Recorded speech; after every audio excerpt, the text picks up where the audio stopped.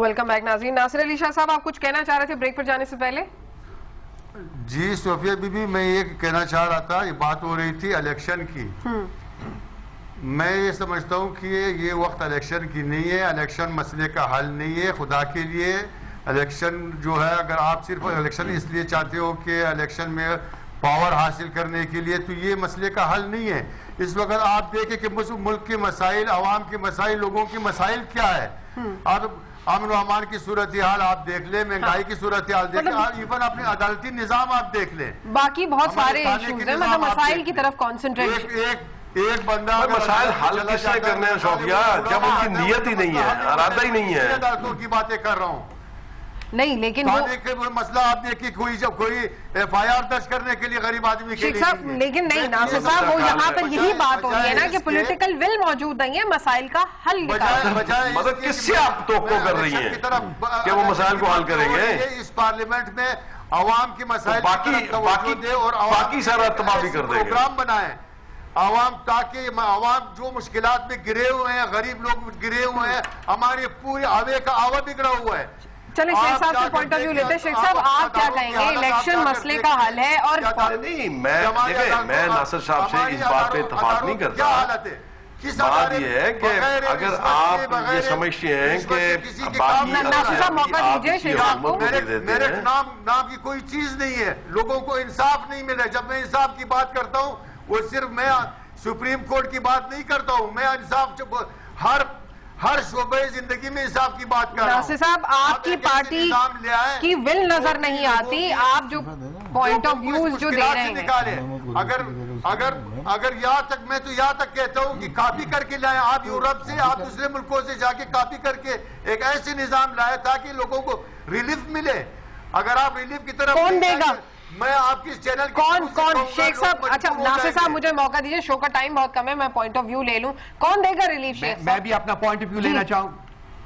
جی رؤف صاحب. بات یہ ہے کہ میں وہی جی شیخ، آپ نے مجھے کہا جی رؤف صاحب آپ بتائیے بہت کوئکلی. جی دیکھیں صوفیہ، بیسیکلی جو ٹریڈیشنل پولیٹیکل سسٹم چلتا آ رہا ہے، وہ اس حد تک کرپٹ کر دیا گیا ہے کہ وہ اب ریلیونٹ نہیں رہا اس ملک اور اس ملک کے عوام کے انٹرسٹ جو ہے نا، ان کے جو پرابلمز ہیں ان کو سالو کرنے کے لیے. سو بیسیکلی ارلی الیکشنز تو ہو سکتے ہیں، وہ ایک اور بات ہے، لیکن اس ملک کے اگر مسائل آپ نے حل کرنے ہیں، اس ملک کے عوام کے مسائل حل کرنے ہیں، تو اس کے لیے آپ کو پیراڈائم شفٹ کی ضرورت ہے. یہ جو سسٹم ہے، جو اسٹیٹس کو ہے، اس کو چینج کرنا پڑے گا. اس میں آپ کو ریڈیکل چینجز لانی پڑے گی تاکہ یہ ٹیون ہو سکے عوام کے مسائل کو حل کرنے کے لیے. اور جتنی بھی یہ پولیٹیکل پارٹیز ہیں، یہ گورننگ پولیٹیکل پارٹیز جنہوں نے... اچھا چلے مجھے شیخ صاحب کا پوائنٹ آف ویو لے لیتے. شیخ صاحب، باقی مہمانوں کا یہ کہنا ہے کہ نون لیگ کا بیسک ایجنڈا یہ ہے کہ الیکشنز ہو جائیں، لیکن کیا الیکشن مسائل کا حل ہے؟ جی ایگزیکٹلی، میں وہی اسی لیے کہہ رہا تھا کہ الیکشن ہی مسائل کا حل ہے. کیونکہ اگر آپ دوبارہ الیکشن لڑتے ہیں، اور جس کو بھی خدا عزت دیتا ہے، میں یہ نہیں کہتا کوئی یہ ضروری نہیں کہ دیوار پہ یہ لکھا جا چکا ہے کہ جی پاکستان مسلم لیگ نون کی حکومت ہوگی، کسی کی بھی ہو اگر فرض کیجئے. لیکن آپ یہ سمجھیں کہ یہ اس دور آپ گزر رہا ہے، ناصر شاہ صاحب ساری برائیاں تو گنا رہے ہیں، لیکن آپ یہ کوئی ایک اچھائی بھی گنا دیں کہ بھئی الیکشن، اگر میں یہ کہہ رہا ہوں، میں اس بات پہ، میری جماعت اس بات پہ ایمفسائز کر رہی ہے کہ الیکشن ہونے چاہیے، اس لیے ہونے چاہیے کہ نئی حکومت آئے تاکہ وہ اپنی پالیسیز کو وضع کرے اور اس ملک کے مسائل کو حل کرے. کیا کہیں گے ان سے تو آپ کسی قسم کی توقع مت کیجئے. مطلب ایم کیو ایم ان کے الائی میں ہے، اور پھر بھی ان کا کہنا یہ ہے کہ ان کے جو پالیسیز ہیں اس کے خلاف یہ آواز بلند کرتی رہی ہیں اور کرتی رہیں گی.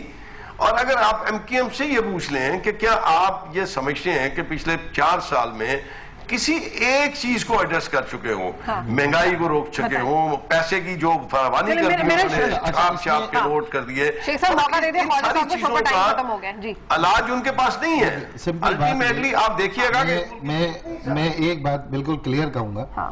اگر شیخ صاحب کا مقصد یہ ہے کہ وہی میوزیکل چیئر جو گزشتہ 62 سالوں سے ہوتا آ رہا ہے، 64 سالوں سے، اگر اس میوزیکل چیئر کے اندر ہم بھی ڈانس کرتے رہیں تو پھر ہم تو اس سے متفق نہیں ہیں. لیکن میں رؤف صاحب کو ضرور یہاں پہ میں اپریشیٹ کروں گا اور تحریک انصاف کی جنرلی حمایت کروں گا بہت بڑی بات کر رہے ہیں، مائنڈ سیٹ چینج کرنا ہے، اور یہ کام صرف ہم نے کیا اور ہمارے بعد ہم نے پی ٹی آئی کو دیکھا، یعنی متحدہ نے اپنے فیوچر اتحادیوں کا فیصلہ کر لیا ہے. اتحادی نہیں، ابھی ان کی بہت ساری چیزوں پہ ہمارے ریزرویشن بھی، ہم ان سے بات بھی کریں گے. Definitely they one the election تو ڈیفینیٹلی ڈیموکریٹک پارٹی سے تو بات ہونی ہے، لیکن پی ٹی آئی نے جس طریقے سے اسی طرح سے غریب متوسط طبقے میرٹ پر اپنی صفوں میں لے آئے تو سمجھے فرسودہ جاگیردارانہ نظام کا خاتمہ ہے، اور نہیں مطلب باقی دونوں پارٹیز کو اپنے اندر ریولوشنری چینجنگ کرنی ہوگی، ورنہ بہت میں بہت شکریہ ادا کروں گی اپنے مہمانوں کا. ہمارے ساتھ شیخ رحیل اصغر موجود تھے، ناصر علی شاہ صاحب، خواجہ اظہار الحسن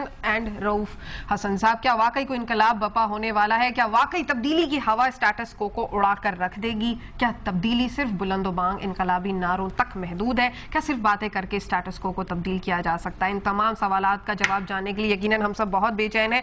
آپ کو میرا شو کیسے لگا؟ مجھے ای میل کر سکتے ہیں کب تک @dawnnews.tv. کل تک کے لیے اللہ حافظ.